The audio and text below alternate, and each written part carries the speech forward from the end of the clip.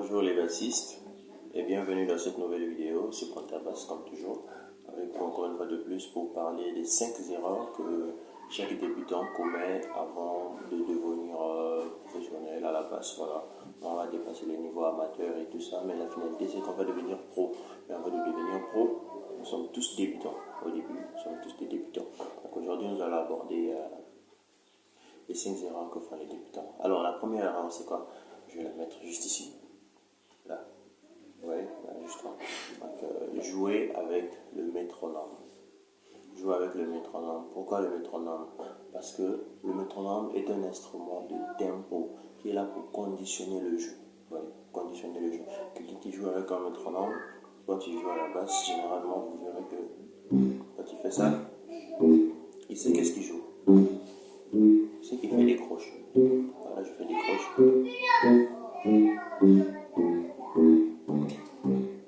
Tac, tac, tac, tac, tac, tac, tac, tac. Voilà, je fais des croches par exemple, tout ça. Technique de jeu avec le métronome. Et avec le métronome, il y a des métronomes tels que le métronome en direct. Voilà, vous pouvez avoir sur Google. Donc, si vous avez de la connexion, bien sûr, vous êtes connecté. Vous mettez métronome en direct et vous choisissez les mesures et les valeurs rythmiques sur lesquelles vous voulez jouer. Si on vous met par exemple une ronde, vous saurez que quand vous allez jouer, vous ferez ceci. 1, 2, 3, 4, 1, 2, 3, 4, 1, 2, 3, 4, 1, 2, 3, 4, 1, 2, 3, 4, 1, 2, 3, 4, 1, 2, 3, 4, 1, 2, 3, 4, 1, 2, 3, 4, 1, 2, 3, 4, 1, 2, 3, 4, 1, 2, 3, 4, 1, 2, 3, 4, 1, 2, 3, 4, 1, 2, 3, 4, 1, 2, 3, 4. Donc là, automatiquement, vous avez compris c'est quoi le tempo. Et vous pouvez aussi le faire avec votre bouche à un niveau donné. Mais pour chaque débutant, c'est mieux de commencer avec le métronome qui lui donne un tempo fixe.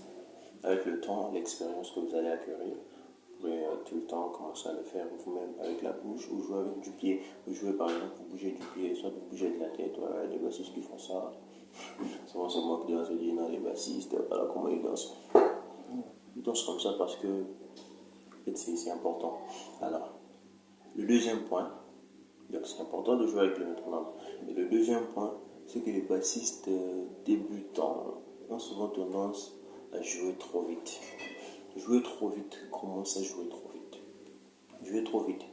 Imagine-toi qu'on te donne un exercice qui fait ceci.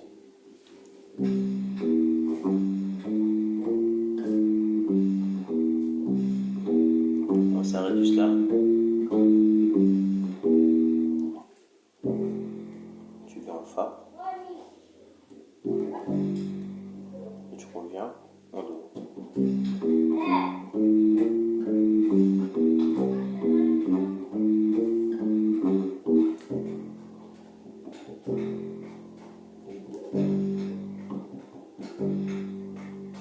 On va supposer que tu as un exercice qui fait ça. Le débutant, qu'est-ce qu'il fera? Quand il cherche à apprendre, vous verrez souvent que c'est plus remarquable. Je crois que vous l'avez vu aussi.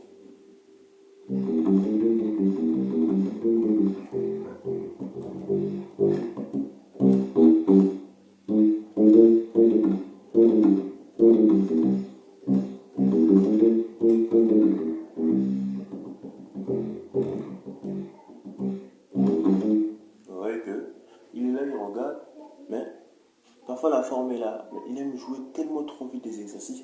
Vous verrez là que tu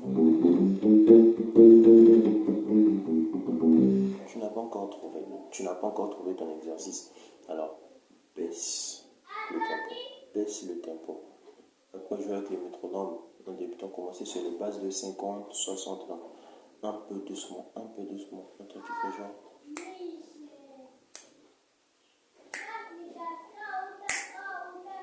Tac, tac, tac, tac. Donc tu es là, tu commences tout doucement. D'accord? Tu commences tout doucement. Tu vas l'avoir donné.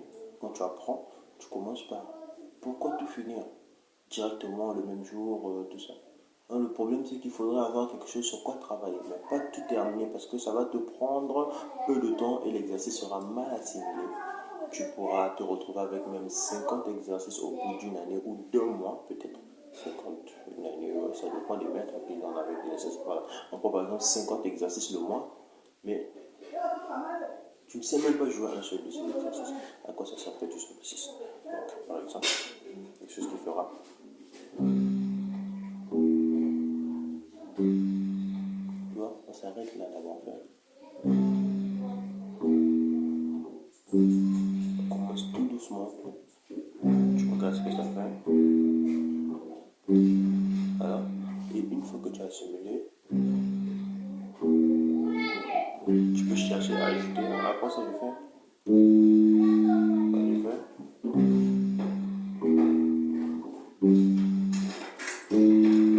Oui.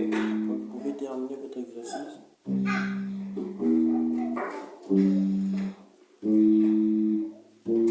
Je fais juste des allées.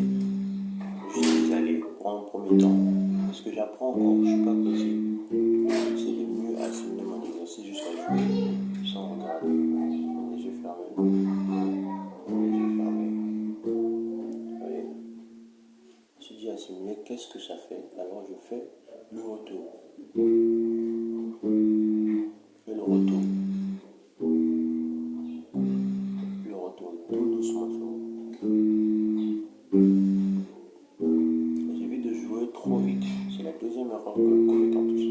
Voilà, parce que quand tu joues pas avec un bon métronome, tu vas peut-être jouer avec le tempo, la batterie. C'est ce que je fais généralement après. Je fais le tout.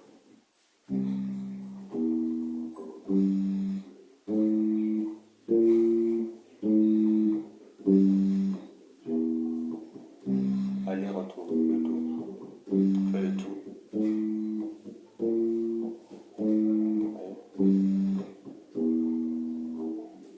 Vérifie ce que dans le fa. 2 fois. Sur le sol 2 fois. Tout simplement possible. Oui, si tu reviens.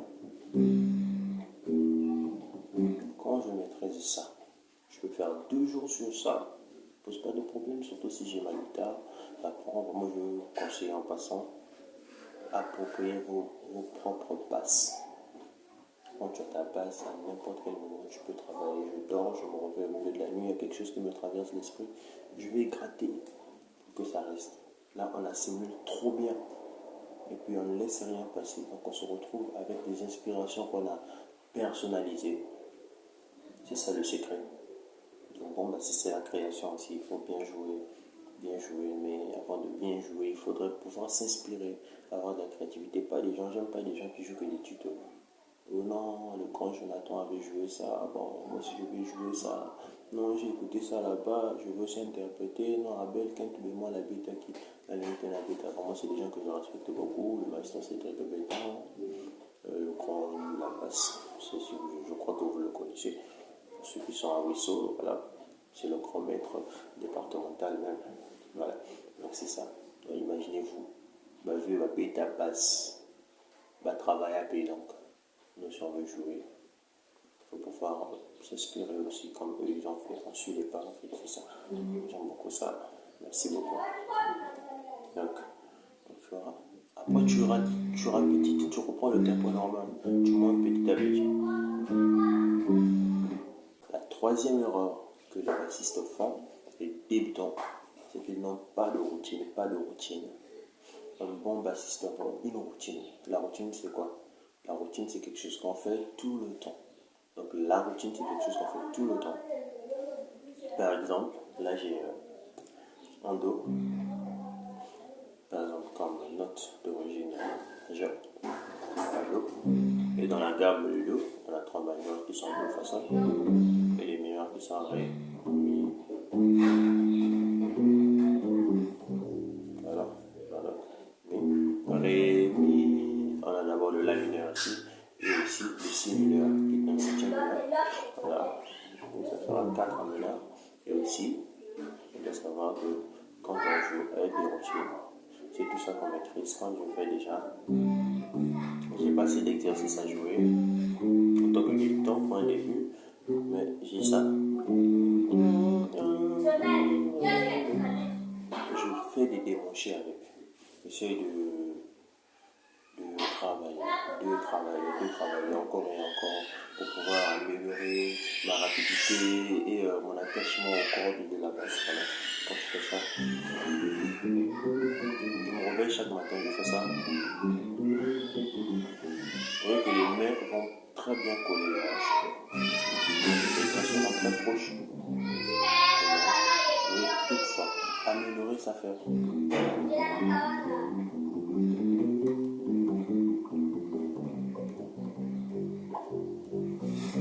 Voilà.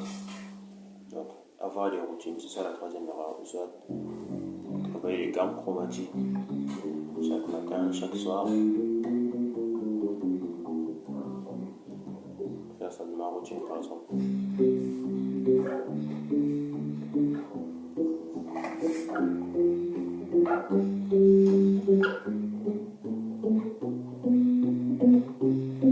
Je reviens.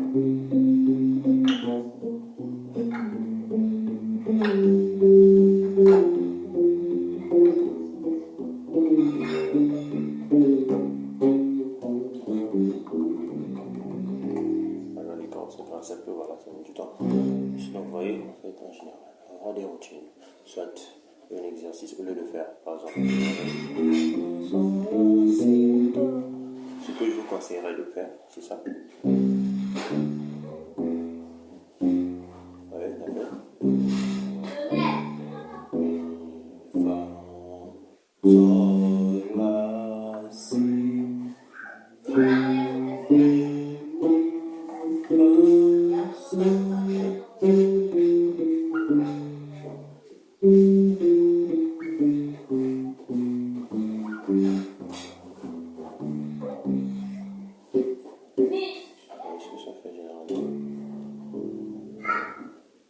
Donc là, chaque fois que vous avez des routines, essayez de jouer à 2 fois pour vous en rappeler. Et la quatrième erreur que nous commettons tous, vous avez compris? Pas de théorie musicale. Aujourd'hui, c'est honteux, c'est vraiment malheureux de voir des instrumentistes qui jouent bien sans théorie musicale. Et c'est des cas rares. Pourquoi? Moi je me dis que c'est même pas un cas rare, c'est juste leur orgueil. Parce qu'un bassiste qui va vous dire que non, petit moi je joue, la théorie chez moi, côte à la tête, quoi. Comme ça, c'est une théorie, les gars. Du genre où il est plus pragmatique que spéculatif. C'est faux. C'est très faux. Pourquoi? Parce qu'il a d'abord appris que dans la musique, quand on joue, il y a des notes, il y a des accords, il y a des marches, des chants, il y a des styles, il y a tout ça. Il connaît ça. C'est de la théorie d'abord. Et quelqu'un qui maîtrise bien sa théorie, regardez par exemple. Supposez que je joue un blues par exemple, je suis en gamme de la majeure par exemple. Je fais.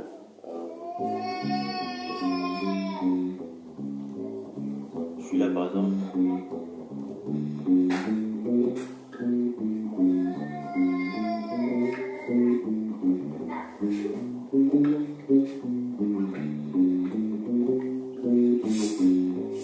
Je fais ça normalement. Je reprends.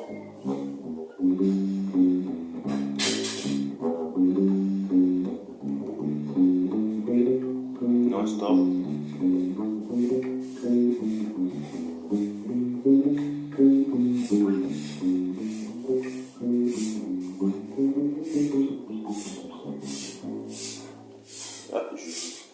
Mais quelqu'un qui connaît la théorie musicale, qui sait que pour avoir les étouffés, la paume de ma main sur mes cordes au niveau de ma droite. Donc ici je joue vraiment la note. C'est pas que je vais toucher les gens, moi je joue bien. Maintenant je fais.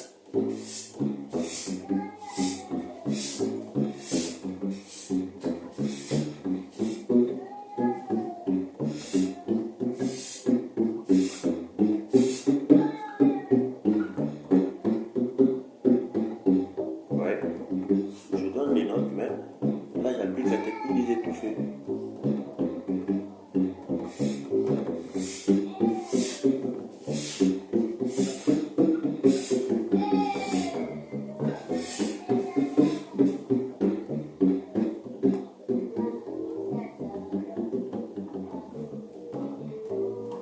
simplement possible. Technique des étouffés le plus simplement possible. Et ça fera quoi? Ça fera à ce que quand je joue, au lieu de donner des sons forts, j'atténue un peu la qualité du son, je filtre les notes et je ressens en étouffé. Et en étouffé, c'est plus beau parce que quand vous écoutez les basses qui pénètrent le plus le cœur, ce sont des basses où l'originalité ne sort pas trop bien. Donc c'est un peu confondu, c'est un peu mixé entre la vraie chose et un peu de mix encore. Donc on peut par exemple prendre un typique pour faire simple, voilà. Simple. Je suis en là par exemple, je joue 1, 2, 3, ça fait.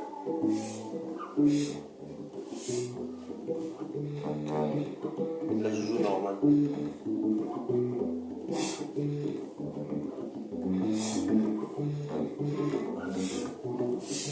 5. Maintenant, je veux faire avec les étouffés. Voilà la différence. Normalement, ça fait.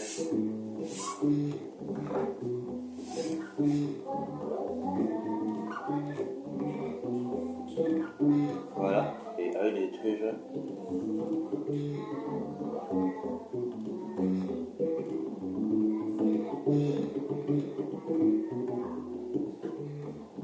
Non, je crée, je rajoute et j'étouffe. Deux temps toujours.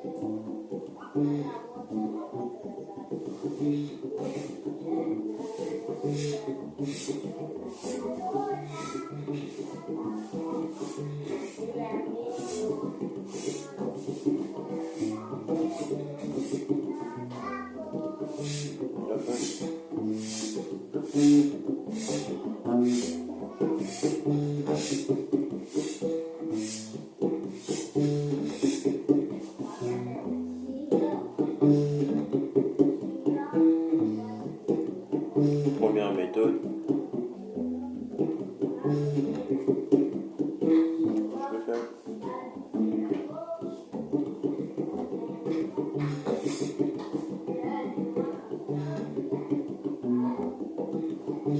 Je ne sors pas le majeur.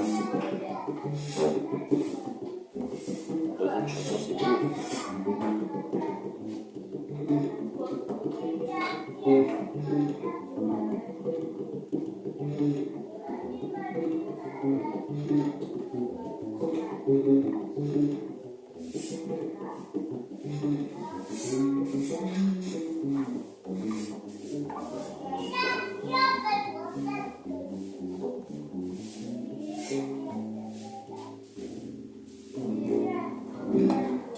Voilà, généralement.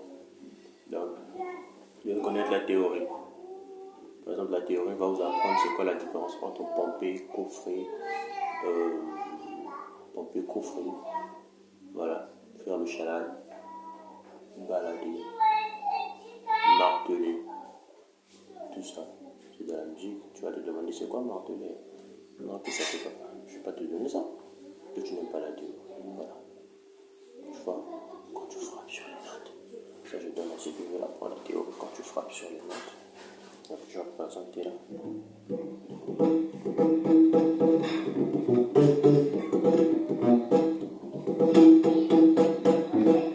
C'est ça marteler. C'est différent de coffrer.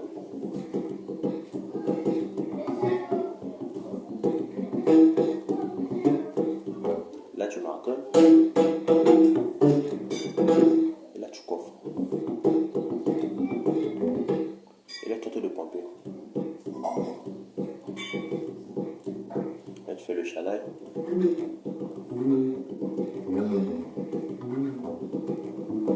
Là je vais faire une vidéo sur ça. Je vais bien détailler le plan et tout ça. Donc, la cinquième aura que font tous les débutants.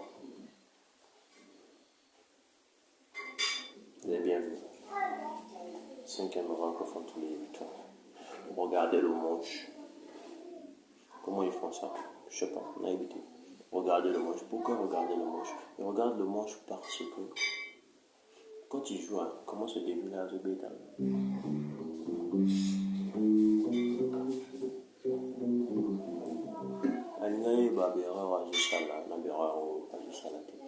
mais c'est bien, Sauf que quand tu regardes ton manche, tu ne prends pas le temps de regarder ce que fait la main droite.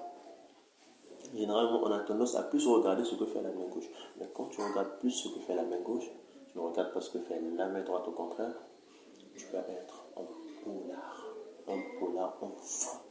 Pourquoi en footeur? Parce que ce que fera la main gauche, c'est bien. La main gauche donne bien, les notes justes, c'est bien.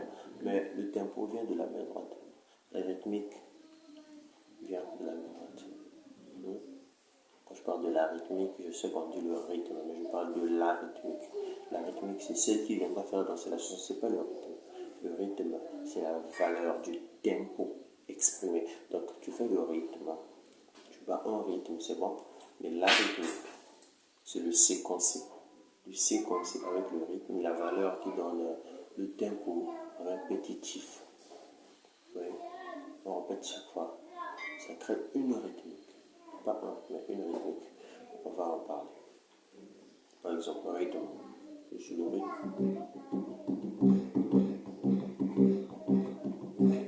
On est dans le rythme. La rythmique, elle, quand elle est séquencée.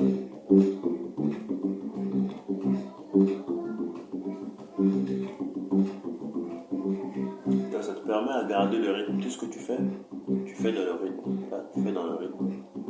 Tu chantes. La base reste la même.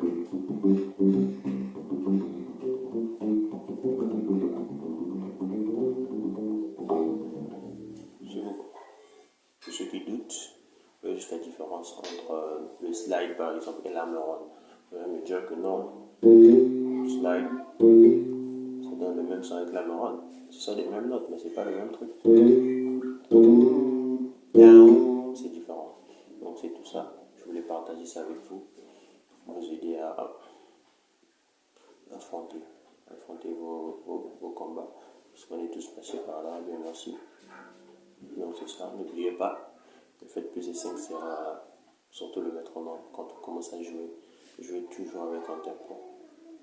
Peu importe ce que vous allez faire, jouez avec un tempo. Et quand vous avez un exercice, n'oubliez pas qu'il ne faut pas jouer trop vite. Le but, c'est pas de jouer plus vite que les autres. Le but, c'est de bien assimiler son exercice et après pouvoir pratiquer pour en faire des prouesses. Voilà. Troisième, les routines. Un bon bassiste, c'est quelqu'un qui va travailler chaque fois, qui va travailler tout le temps, qui ne va pas manquer quelque chose à bosser. On ne manque jamais quelque chose à bosser. Alors, bosser quelque chose de bien. Et puis éviter de se dire que la théorie n'est pas bonne. Non, moi je ne veux pas théoriser les choses, je veux plus pratiquer, je veux être plus pragmatique que théorique. C'est vrai que tu es pragmatique, oui, on veut l'application, mais sauf que la théorie va te permettre, si tu as bien assimilé ta théorie, à comprendre comment avoir des notes augmentées, comment avoir des notes diminuées, comment avoir des notes, par exemple, bémol, c'est quoi une note bémol, c'est quoi une note diésée, parce que tu ne vas pas placer ça au hasard. C'est quoi en 2 temps, c'est quoi en 3 temps avant de passer à la guitare. Tu connais les notes, mais tu ne sais pas quelle note combiner pour faire en 2 temps, en 3 temps, en demi-temps, en temps, en 4 temps. Voilà. Les progressions, quand on parle des progressions, c'est quoi la progression, c'est quoi le mode, c'est quoi une gamme majeure, une gamme mineure, la différence, c'est quoi au niveau des notes. Par exemple, quand on fait... Qu'est-ce que je viens de faire quand je donne Do, Ré, Mi? Quels sont les écarts entre le Do et le Ré? Les écarts entre le Ré et le Mi, ça forme quoi? Comment est-ce qu'on appelle le Mi par rapport au Do, le Mi par rapport au Sol, le Mi par rapport au Ré? Au fur et à mesure, tout ça, dans la théorie. Et toujours se rappeler de ce dernier point que nous venons tous de citer ici, qui serait de ne pas regarder le manche. Donc le but, pas regarder le manche, mais au moins si tu peux regarder quelque part en commençant, regarde les mouvements que font tes doigts. Tu vas les synchroniser. Si je joue par exemple en forme fléchie, pouce, index, pouce, index, voilà. Quand je joue par exemple en forme arpégée, donc je joue avec les arpèges, la forme des arpèges par exemple, index majeur. Parce que même si je ne regarde pas ici, je peux par exemple jouer simplement. Mais quand je maîtrise technique de la main droite, même si je suis en besoin, je ne regarde pas ici. Je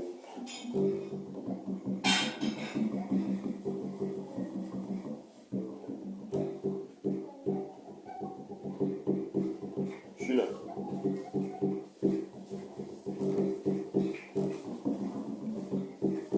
Et le groove, on peut faire